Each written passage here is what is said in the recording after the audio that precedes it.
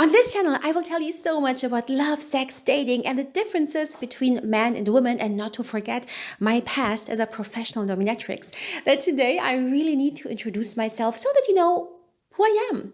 My name is Barbara Baumgartner. I'm from Germany and I was born in 84. At age 3, my parents told me how babies actually are made.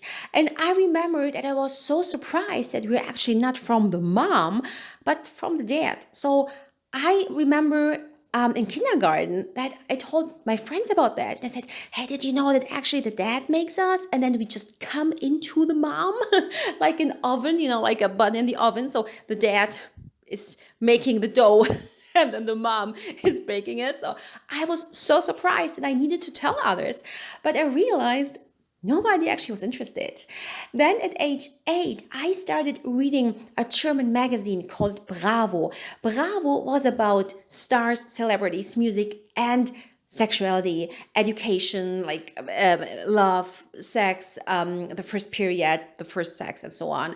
And I read it so early because a good friend, like my mom's friend, she had a daughter that was a bit older than me, and whenever she was too big for the clothes, my mom bought the cloth for me. And in this box of clothes, there was also usually like, I don't know, like 10, 20 of these magazines. And I did not know who is, like in German pronunciation, Michael Jackson is Michael Jackson. So I was like, who is this Michael Jackson? I could not even pronounce it. So I was not interested at all in the celebrities. But I realized this love and sex thing is something that will happen one day. So it needs to be interesting. So I should inform myself about that.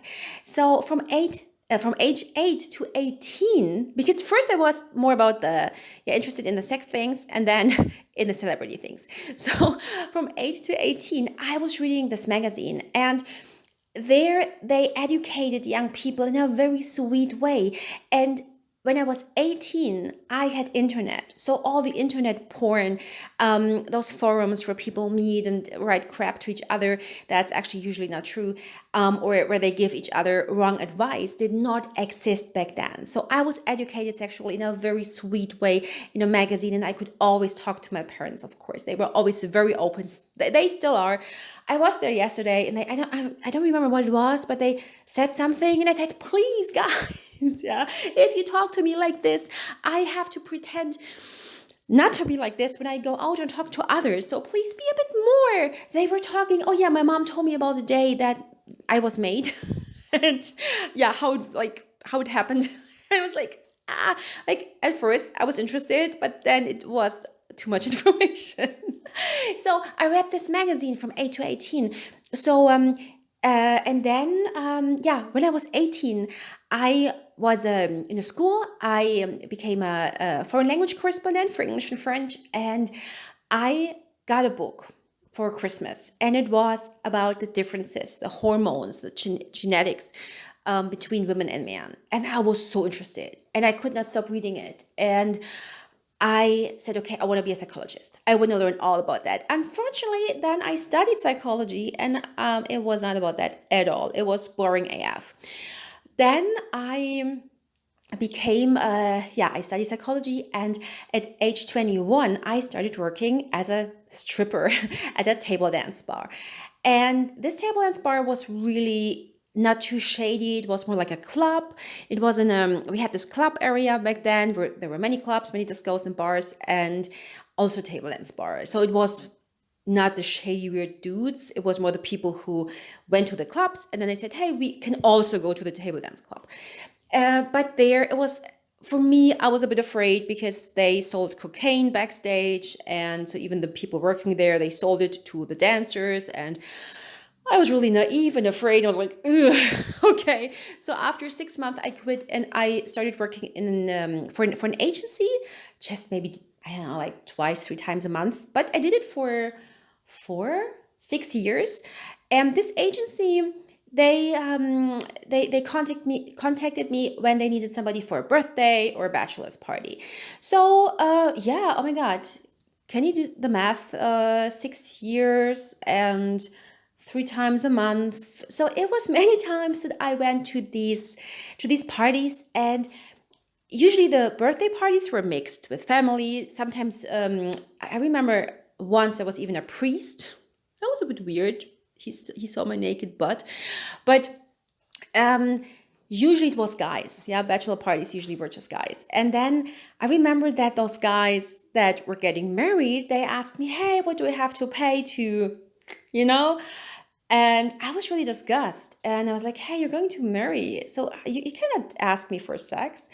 And then yeah, at age 27, I started working as a dominatrix because, well, I live in the most expensive city in Germany, and I still studied. I studied something else then, and I made my certificate as a hypnosis coach.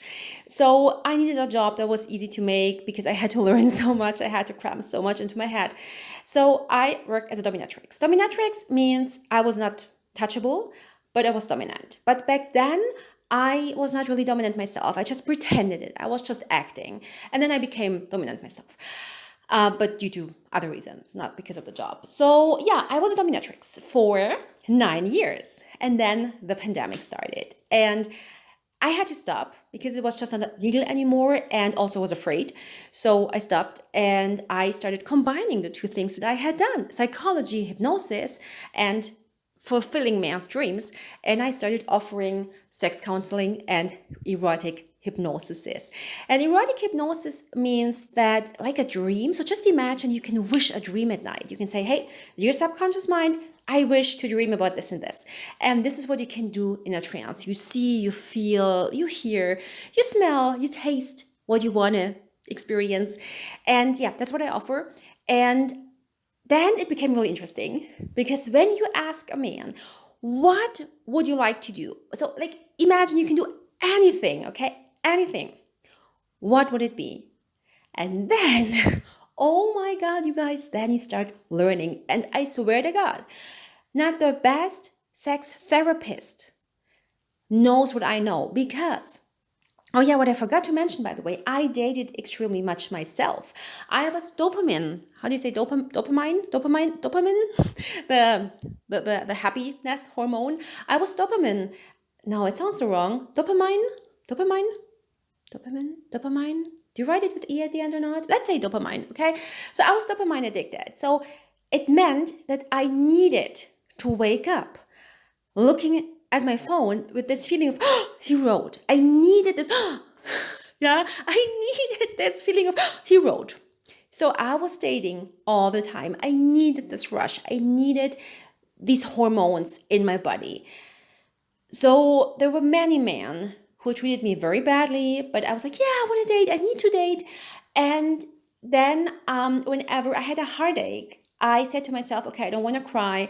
So if I act like a SLUT, I will feel like one." So that's what I did on purpose for 10 years until I said, "Okay, oh my God, I don't want anybody to touch me if he doesn't love me, because why should he?" So for 10 years, I acted whenever I was heartbroken like a mattress. I acted like a mattress when people or man I liked did not like me back, and they said, "Hey, yeah, I don't want to date you. You're not sweet enough, but we can bam bam." And I said, "Okay, yeah, then let's bam bam." I don't know, guys, I don't know why, okay? But I did not protect me. I did not love me the way I should have.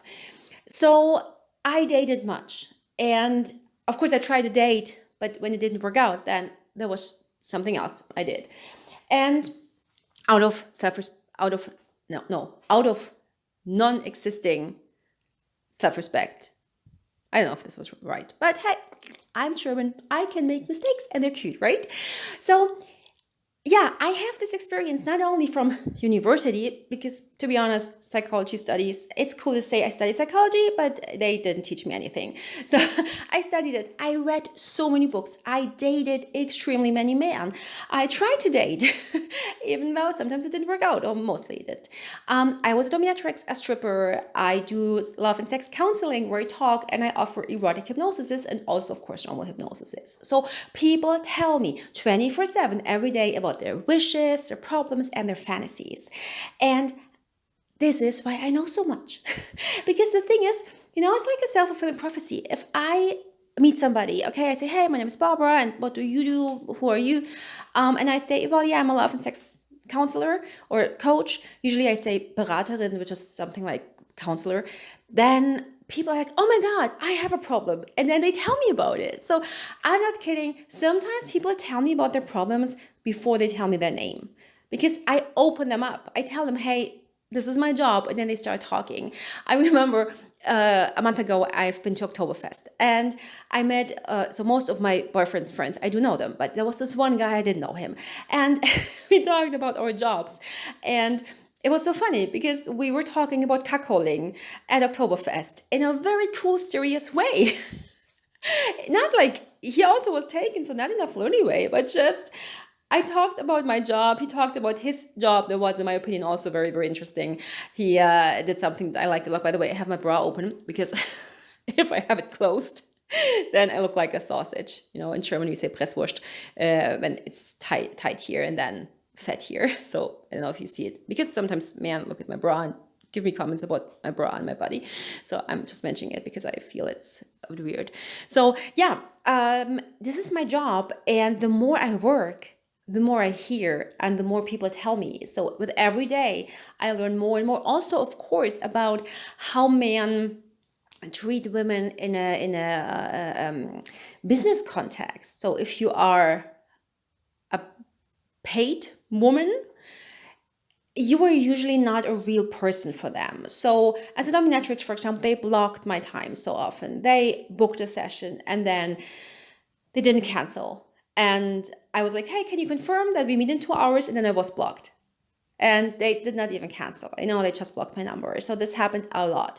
And I will tell you more about my dominatrix job, about everything I heard and learned on this channel now, because to be honest, I focused more on the German channel. And now I said to myself, okay, now the English one. So you will hear and see much about me the next years and decades, forever, hopefully.